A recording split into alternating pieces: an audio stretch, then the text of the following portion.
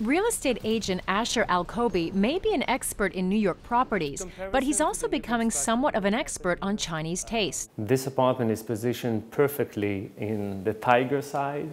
It makes good business sense. He says a third of his revenue in 2011 came from Chinese buyers interested in properties like these.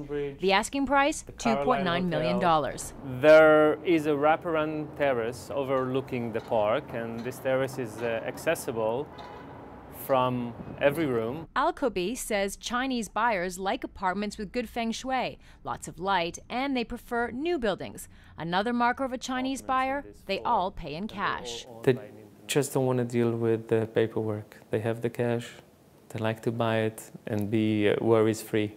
Some are buying pied-à-terres like this one, but the bulk of recent transactions are from people purchasing apartments for their kids attending elite universities like Columbia and NYU.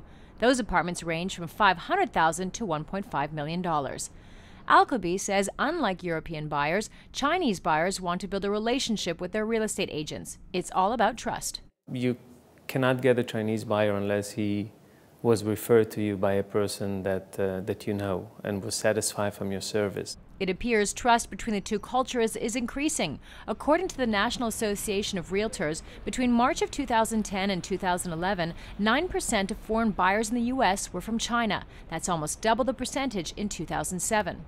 Chinese investors are not only buying residential real estate in New York, they're also eyeing commercial real estate. Last year, it was a group of investors tied to Soho, China, who bought this property, the Park Avenue Plaza. The price paid, $500 million.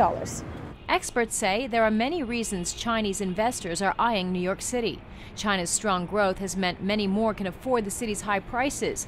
New York is also one of the most liquid markets in the world, making it a relatively safe investment. And over the past year, the Chinese government has tightened its own real estate policy for fear of a housing bubble, making it harder to invest in Chinese real estate. Experts say many are hedging their bets. 10% average annual growth for 30 years. Terrific. But can China really do that again for the next 5 or 10 years? Probably not. And so there's tremendous uncertainty about what that will mean for the property sector going forward. If you're 100% invested in Chinese real estate today, then even if you're bullish on China, it's probably a smart move to diversify that a little bit. Diversification means more Chinese business for Alcoby.